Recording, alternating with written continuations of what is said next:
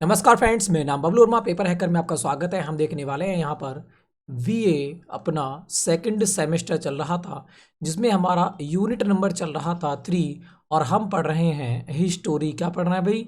हम यहाँ पर हिस्टोरी पढ़ रहे हैं, जिसके अंतर्गत हम यूनिट नंबर 3 पर पहुँच चुके हैं और यूनिट नंबर 3 का ये लास्ट क्वेश्चन हो जाता है। ठीक है, तो इसको फटाफट कवर करते हैं, देखते हैं। ठीक है, शेरशाह सूरी के प्रारंभिक जीवन और उपलब्धियों का विवरण दीजिएगा। अथवा क्वेश्चन ऐसे बन सकता है, शेरशाह के शासन प्रबंध की प्रमुख विशेषताओं का वर्णन कीजिए।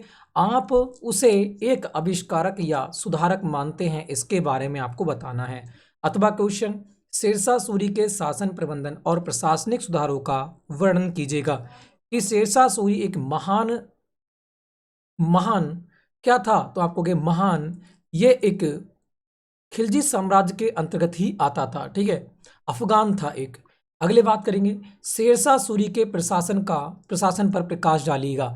या अथवा क्वेश्चन ऐसे बन सकता है, शेरशाह के प्रशासनिक सुधारों का वर्णन कीजिएगा। ठीक है, तो आपसे पूछ लेगा शेरशाह सूरी कौन था, तो ये एक अफगान था। जो खिलजी थे, खिलजी वंश में जितने भी रहे हैं वो सारे के सारे कौन रहे हैं? अफगान रहे हैं। कौन? अफगान रहे हैं। तो शेरशाह सूरी खिलजी वंश से संबंधित था और ये एक अफगानी था। ठीक है, तो अब बढ़ते हैं इसके उत्तर की ओर। उत्तर, शेरशाह के बचपन का नाम क्या था? फरीद। तो बहुत इंपॉर्टेंट क्वेश्चन है कि शेरशाह के बचपन का नाम क्या था। तो ध्यान रखना, शेर क्या करता है? फाड़ता है, तो फरीद से याद कर लोगे। वह इब्राहिम सूर का पोता और हसन खां का पुत्र हुआ करता था। कौन? हसन खां सूर का पुत्र हुआ करता था। अब याद कैसे करेंगे? शेरशाह में शाह मिलेगा, हसन खां में भी शाह मिल जाएगा, ऐसे आप इसको याद कर सकते हो। ठीक है, तो सूर का, इब्राहिम सूर का पोता और हसन खां सूर का पुत्र था। इब्राहिम सूर गोमल नदी के किनारे पेशावर के निकटवर्ती पहाड़ी प्रदेश रोह के निवासी थे। वह घोड़ों की खरीदते और बेचने का व्यापार करता था। जब उसे इस व्यापार में विशेष सफलता नहीं मिली तो वह होशियारपुर पंजाब के निकट एक स्थान पर रहने लगा और उसने हिसार फिरोजा के अफगान सरदार जमाल खां के यहाँ नौकरी कर ली। हसन खां के ज्येष्ठ पुत्र फरीद का जन्म होशियारपुर के निकट बजवाड़ा नामक स्थान में हुआ था। तो आपसे पूछेगा शेरशाह सूरी का जन्म कहाँ हुआ, तो आपको ध्यान रखना है कहाँ पर? बजवाड़ा, होशियारपुर के निकट स्थान पर 1472 ईस्वी में हुआ। सिकंदर लोदी के समय में जब जमाल खां को बिहार में जौनपुर की जागीर दी गई तो हसन खां भी उसके साथ बिहार चला गया। जमाल खां की प्रार्थना पर सुल्तान सिकंदर लोदी ने हसन खां को बिहार में खवासपुर, सहसराम और टांडा के परगने जागीर में दे दिए। पिता की अपेक्षा और अपनी विमाता के दुर्व्यवहार से तंग आकर फरीद 22 वर्ष की आयु में जौनपुर चला गया। उन दिनों जौनपुर मुस्लिम शिक्षा और संस्कृति का प्रमुख केंद्र था। वहां उसने अरबी फारसी की उच्च शिक्षा प्राप्त की। उसने दीवानी और फौजदारी प्रशासन का भी ज्ञान प्राप्त किया। उसकी योग्यता से प्रभावित होकर हसन खां ने अपने पुत्र फरीद को सहसराम और खवासपुर और टांडा की जागीर का प्रबंधन सौंप दिया। बात करते हैं फरीद को सुप्रबंध से परगने का विकास हुआ और स्वराज्य में वृद्धि हुई। यहाँ उसे राजस्व और स्थानीय प्रशासन का भी अनुभव प्राप्त हुआ। फरीद ने 1497 से लेकर 1518 ईस्वी तक अपने पिता की जागीर की ही देखभाल करता रहा। अपनी विमाता के अनबन होने के कारण, विमाता मतलब जो माता होती हैं, सौतेली माता विमाता, अपनी विमाता के अनबन होने के कारण फरीद ने अपने पिता की जागीर को छोड़कर बिहार के सूबेदार बहार खां लोहानी के यहाँ पर नौकरी कर लिया। वेरी इंपॉर्टेंट क्वेश्चन है, बहार खां लोहानी। तो बहार खां लोहानी के यहाँ नौकरी कर ली। एक बार फरीद ने तलवार से एक शेर का शिकार किया। उसकी वीरता से प्रसन्न होकर बहार खां लोहानी ने उसे शेर खां की उपाधि प्रदान की। तो अब आपसे पूछेगा फरीद को शेर खां की उपाधि किसने दी थी? तो ध्यान रखना है, बहार खां लोहानी, जो बिहार का शासक हुआ करता था, सूबेदार हुआ करता था। ठीक है, इस प्रकार अब फरीद का नाम शेर खां पड़ गया। बहार खां ने उसकी सेवाओं से प्रसन्न होकर उसे अपने अल्पवयस्क पुत्र जलाल खां, उनके एक पुत्र हुआ करता था जलाल खां, तो जलाल खां का संरक्षक और उसके पश्चात दक्षिण बिहार का उप सूबेदार नियुक्त किया। उसी समय बाबर का भारत पर आक्रमण हुआ और पानीपत के युद्ध में इब्राहिम लोदी मारा गया। वहार खां ने अपनी स्वतंत्र सत्ता की घोषणा कर दी और सुल्तान मोहम्मद शाह की उपाधि धारण की। कालांतर में शेर खां के ईर्ष्यालु प्रतिद्वंदियों ने मोहम्मद शाह का को भड़काया था। इस षड्यंत्र के फलस्वरूप शेर खां को दक्षिणी बिहार छोड़ना पड़ा। तदुपरांत शेर खां मुगलों की सेना में चला गया। अब अफगानों की सेना छोड़कर कहाँ पहुंच गया? मुगलों की सेना में चला गया। वह मुगल सेना में लगभग 15 माह तक रहा। वह बाबर के चंदेरी अभियान में भी उपस्थित था। इस काल में उसने मुगलों के सैन्य संगठन, रणनीति, तोपखाने के प्रयोग का अध्ययन किया, जो बाद में उसके लिए अत्यंत लाभकारी प्रसिद्ध हुए। बाद में वह वहां से भागकर पुनः बिहार चला गया और मोहम्मद शाह ने उसे पुनः अपने पुत्र जलाल खां का संरक्षक नियुक्त कर दिया। जलाल खान के वैश्यक होने पर शेर खां का सत्ता अभिलाषी हो गया। शेर खां के अंदर लालच जाग उठा। शेर खां के आक्रमण से जलाल खां और लोहानी सरदार इतने भयभीत हो गए कि नुसरत शाह के पास बंगाल भाग गए। इस प्रकार बिहार पर शेर खां की पूर्ण सत्ता स्थापित हो गई। अब यहाँ पर शेर खां की प्रकार से बोलबाला हो गया, यहाँ का शासक बन चुका है। शेरशाह सूरी का प्रशासन प्रबंध के बारे में अब हम पढ़ेंगे, ठीक है। शेरशाह सूरी की उपलब्धियां।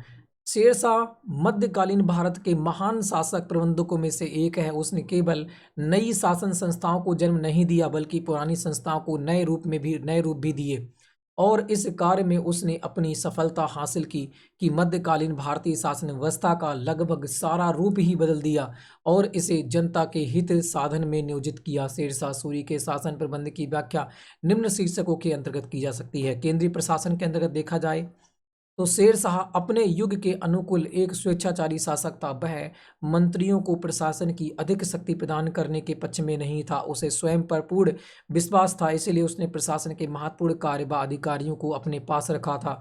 केंद्रीय सरकार का कार्य सुचारू रूप से चलाने के लिए उसने 4 मंत्रियों की नियुक्ति की थी। पहला था दीवान ए बिजारत। अब बिजारत मतलब वजीर की बात हो रही है।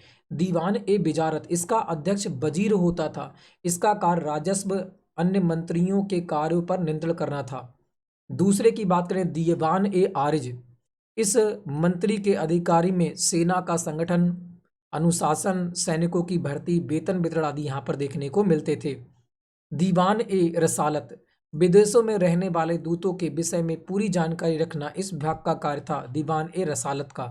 दीवान ए इंसा, इस विभाग के पास शासन की पूरा लेखा जोखा रहता था। तो दीवान ए इंसा, यहाँ पर इंसानियत दिखाई जाती थी, इस प्रकार से आप याद कर सकते हो। प्रांतीय प्रशासन की हम बात कर लें तो शेरशाह के समय में पूरे साम्राज्य विभिन्न प्रांतों में बटा हुआ था, जिन्हें इक्ता कहा जाता था। अब प्रांतों को उस समय क्या कहते थे? इक्ता कहा जाता था।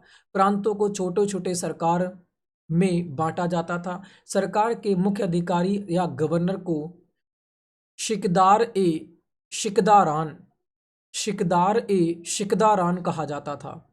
प्रांतीय प्रशासन का दूसरा मुख्य अधिकारी न्यायाधीश अथवा मुंसिफान कहलाता था। उसका मुख्य कार्य परगने की अमीरों के कार्यों का निरीक्षण करना था। प्रशासन की सबसे छोटी इकाई गांव होती थी। गांव के मुख्य अधिकारी को मुखिया अथवा मुकद्दम कहते थे। गांव के अन्य अधिकारियों में पटवारी, चौकीदार आदि मुख्य थे। छोटे विवादों का निर्णय ग्राम पंचायतों में किया जाता था। सैनिक संगठन एवं प्रबंध के बारे में बात करें, शेरशाह ने अपने सैन्य संगठन की ओर भी पूरा ध्यान दिया। वह अपनी जनता की समस्याओं से भली भांति परिचित था। उसने उसके समाधान करने की क्षमता भी थी। उसका विश्वास था कि सरकार के पास स्थायी सेना का होना आवश्यक है। इस कार्य के लिए उसने सैन्य व्यवस्था के अनेक महत्वपूर्ण सुधार किए। सैनिक की भर्ती, वेतन, पदोन्नति, भुगतान आदि के संबंध में नए नियम बनाए। सेना की विभिन्न डिजाइनों में बांटा गया। प्रत्येक डिजाइन का नेतृत्व कुशल सेना नायकों को सौंपा गया। पुलिस प्रशासन एवं गुप्तचर व्यवस्था के बारे में बात कर लें। शांति एवं व्यवस्था बनाए रखने के उद्देश्य से उसने पुलिस विभाग को पुनः संगठित किया। सिकदार ए सिकंदराना अपने अपने क्षेत्रों में शांति व्यवस्था रखने की रक्षा के लिए जिम्मेदार थे। शांति और व्यवस्था के संबंध में शेरशाह का सिद्धांत है कि उसका दायित्व स्थानीय अधिकारियों पर ही होना चाहिए। अपराधियों को भड़काने का सबसे अधिक दायित्व चौकीदारों और मुकदमों पर था, पकड़ने का, भड़काने नहीं, पकड़ने का। बड़े नगरों में पुलिस का काम करने के लिए कोतवाल नियुक्त किए गए थे। उसकी गुप्तचर व्यवस्था बड़े सुसंगत और कुशल थी। राज्य की स्थिति का सही सूचना पाने के लिए उसने राज्य में गुप्तचरों का जाल बिछा रखा था। अब बात करते हैं राज्य संबंधी सुधारों के बारे में। तो राजस्व के क्षेत्र में शेरशाह अत्यंत योग्य और अनुभवी था। साम्राज्य की तत्कालीन स्वराज्य व्यवस्था से वह कदापित संतुष्ट नहीं था, अतः इस दिशा में सुधार करने के लिए उसने निम्न कदम उठाए थे। पहला कदम, राज्य की समस्त भूमि का सर्वेक्षण करके उसे उत्तम, मध्यम और निम्न 3 श्रेणियों में विभाजित किया था। कृषकों की कुल पैदावार का 1/3 भाग कर के रूप में लेने का निश्चय कर लिया था। अगले, कृषकों और जमींदारों की उपज का 22 ये होगा 2 सही 1/2%। 2 सही 2/1 ऐसे बात करें तो 2.5% यहाँ पर कह सकते हो, ठीक है। 2.5% भाग आकस्मिक सुधार कोष में जमा करने की आवश्यकता थी, व्यवस्था की, ठीक है। अगली बात करते हैं, किसानों को भूमि का पट्टा दिलवा दल लिखा लिखा सॉरी किसानों को भूमि का पट्टा लिखकर दिया जाने लगा। करों को निर्धारित करते समय जनता के प्रति उदार दृष्टिकोण अपनाया गया, किंतु करों की वसूली के संबंध में नियमों की कड़ाई से पालन किया गया।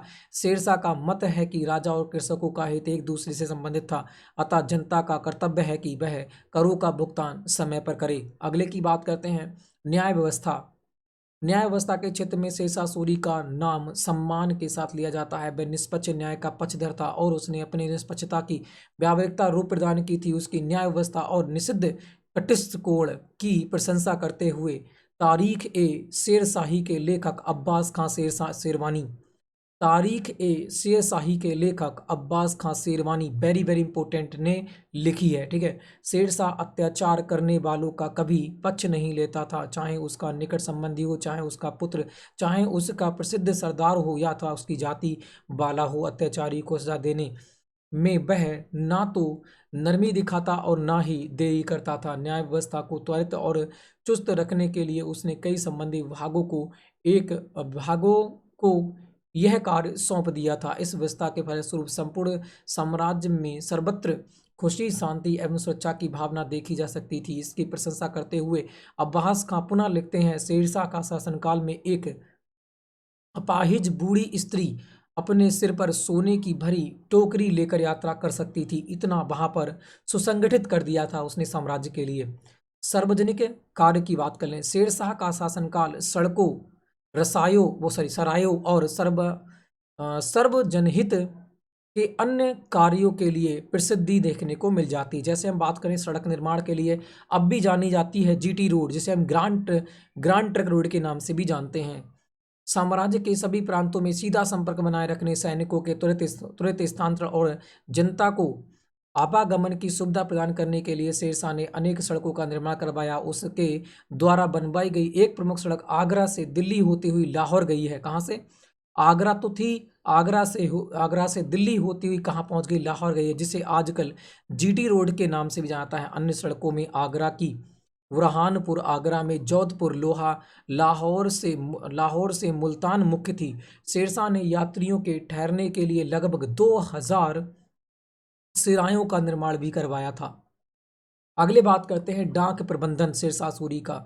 सरायों का निर्माण अफगान साम्राज्य की व्यवस्था की दृष्टि से भी महत्वपूर्ण था कि सरायों डाकघरों का भी काम करती थी, जिससे समाचार का शीघ्र विनिमय सुगम हो गया। गुप्तचरों की एक कुशल व्यवस्था रखने के लिए सुल्तान को यह मालूम होने लगा कि उसने राज्य में कहाँ क्या हो रहा है। शेरशाह की डाक व्यवस्था इतनी कुशल थी कि उसे सुदूर प्रदेशों में होने वाली घटनाओं का भी प्रतिदिन पता चल जाता था। कुशल डाक व्यवस्था और जगह जगह सरायों पर सरकारी कर्मचारी आदि के रहने, यात्रियों और लोगों की सुरक्षा की भावना भी दृढ़ हुई थी। अगले बात करते हैं दानशीलता के बारे में। शेरशाह दान देने में बड़ा उदार था। उसने कई स्थानों पर गरीबियों के लिए रहने और भोजन का प्रबंधन किया। इन पर प्रतिबंध प्रति वर्ष की बात करेंगे तो 18,25,000 की भारी रकम लगती रही। अब्बास का शेरवानी ने शेरशाह को दानशीलता की प्रशंसा करते हुए लिखा है कि वह सारे दिन सूर्य की भांति धन बांटता और निरंतर वर्षा करने वाले बादलों की तरह मोती लुटाता रहता था। अब बात कर लेते हैं शिक्षा के क्षेत्र में। शिक्षा और साहित्य में शेरशाह सूरी ने काफ़ी रुचि ली। उसने प्रशासन काल में अनेक मदरसे, मकबरे खोले गए। कैथी लिपि, ये वेरी इंपॉर्टेंट है कैथी लिपि का प्रयोग किसने किया था? तो ध्यान रखना शेरशाह सूरी ने। कैथी लिपि को भी आधिकारिक दर्जा प्रदान किया गया। विद्वानों का उसने सदैव आदर किया। इस प्रकार शेरशाह का शासन प्रबंध सभी दृष्टियों से पूर्ण और आदर्श था। उसकी समीक्षा करते हुए कानूनगो ने लिखा है, शेरशाह द्वारा किए गए शासन प्रबंधन संबंधी कार्य उसी के यश के साथ नष्ट नहीं हुए, बल्कि बढ़ते हुए साम्राज्य की आवश्यक परिवर्तन के साथ वे संपूर्ण मुगल काल में प्रचलित रहे। वे सुधार आधुनिक शासन प्रणाली की आधारशिला हैं। आधुनिक जिला अधिकारी और ब्रिटिश भारत के कलेक्टर शेरशाह के सिकदार ए सिकंदरान के ही आधुनिक संस्करण यहाँ पर देखने को मिल जाते हैं। ठीक है, तो इस प्रकार से हमारा क्वेश्चन समाप्त होता है। तो हमने शेरशाह सूरी की जीवनी यहाँ पर पढ़ी। मेरा मानना है कि आपको बहुत अच्छी प्रकार से समझ में आई होगी। ठीक है, अगर आप इसको 2 की स्पीड में एक बार और देख लेते हैं तो आपके जितना भी प्रॉब्लम, जितनी भी आपके माइंड में कुछ क्वेरी आ रही हैं, वो सारी की सारी खत्म हो जाएंगी। ठीक है, तो वीडियो अच्छी लगी हो तो वीडियो को लाइक करना, शेयर करना, चैनल को कर देना सब्सक्राइब, बेल आइकन को प्रेस करना। नेक्स्ट वीडियो मिलेंगे, तब तक के लिए जय हिंद, जय भारत।